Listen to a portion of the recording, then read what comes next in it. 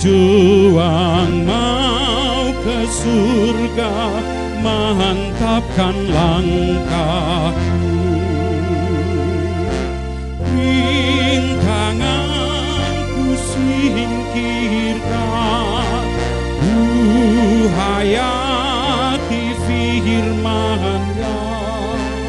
Bertekunlah dan temukan surga bahagia. Shalom saudara-saudari terkasih. Semoga saudara-saudari dan pemirsa begitu juga dengan saya dalam keadaan sehat. Sebelum kita mendengarkan firman Tuhan, mari kita berdoa. Bapa penuh kasih, kami bersyukur atas waktu dan kehidupan yang Engkau berikan kepada kami. Sebelum kami memulai aktivitas kami mau mendengarkan kebenaran firman-Mu. Ajar dan bimbinglah setiap langkah dan hidup kami. Di dalam nama anak-Mu Tuhan Yesus Kristus kami berdoa. Amin. Firman Tuhan hari ini tertulis dalam 1 Samuel pasal 26 ayat 24. Beginilah bunyinya. Dan sesungguhnya seperti nyawamu pada hari ini berharga di mataku, demikianlah hendaknya nyawaku berharga di mata Tuhan. Dan hendaknya Ia melepaskan aku dari segala kesusahan. Demikian pembacaan firman Tuhan. Bapak, Ibu, dan pemuda-pemudi yang dikasihi Kristus Yesus, hal mengampuni menjadi sulit bagi kita saat kita hanya memikirkan kepentingan dan keuntungan pribadi kita. Dan bila kita merasa menjadi penentu dalam hidup ini, harus kita ingat saat kita hanya dikuasai keinginan-keinginan daging itu yang membuat hidup kita sia-sia. Namun, mengampuni bisa kita lakukan saat kita memikirkan Tuhan, takut akan Dia, dan memikirkan kesejahteraan sesama kita.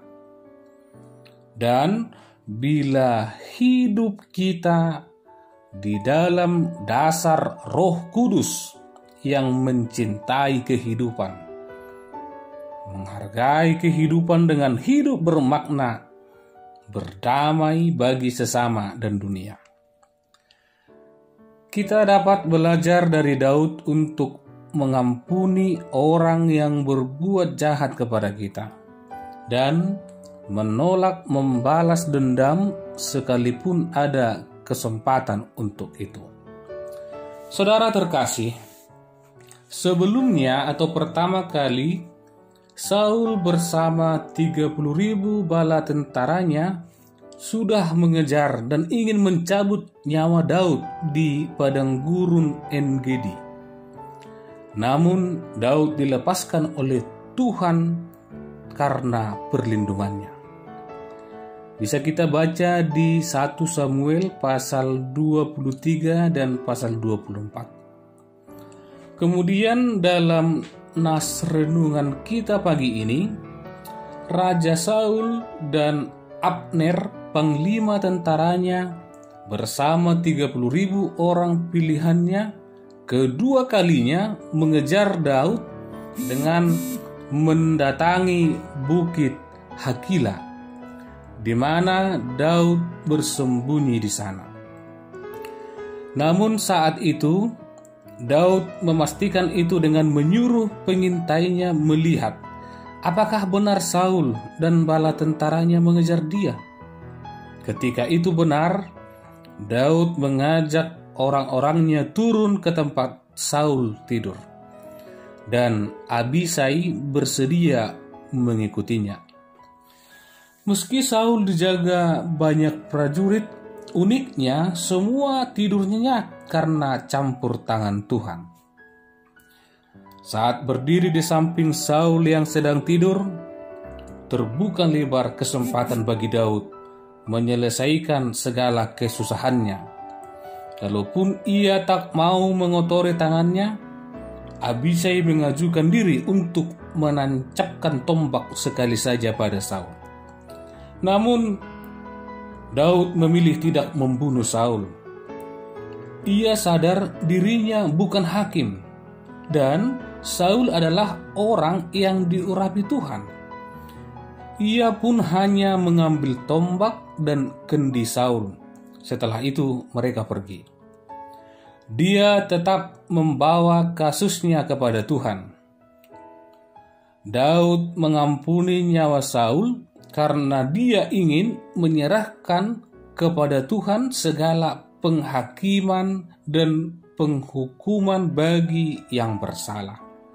Daud mengatakan, "Dan sesungguhnya seperti nyawamu pada hari ini berharga di mataku, demikianlah hendaknya nyawaku berharga di mata Tuhan, dan hendaknya ia melepaskan aku dari segala kesusahan." Daud berkeyakinan bahwa hanya Tuhanlah yang berhak mengangkat atau menurunkan Raja Saul. Daud menantikan waktu dan cara Tuhan, bukan membunuh atau mencelakai Raja Saul. Karena akan tiba saatnya Raja Saul menerima hukuman atas kejahatannya sesuai dengan keadilan Tuhan. Firman ini memanggil kita agar jangan merancangkan celaka kepada siapapun, agar kita tidak celaka. Karena Allah dapat membalikkan segalanya seperti dalam nats ini. Kemudian hargailah kehidupan sesamamu, karena hidup saya, hidup saudara, dan hidup sesama kita sudah ditebus oleh Yesus Kristus dengan darah yang mahal untuk hidup benar. Selamat pagi dan selamat beraktivitas. Kiranya hati kita disentuh dan diubahkan oleh firman Tuhan hari ini. Amin. Mari kita berdoa. Bapa di surga, kami bersyukur dan berterima kasih atas firman-Mu pagi ini, yang mengajar kami untuk menghargai kehidupan kami dan sesama kami.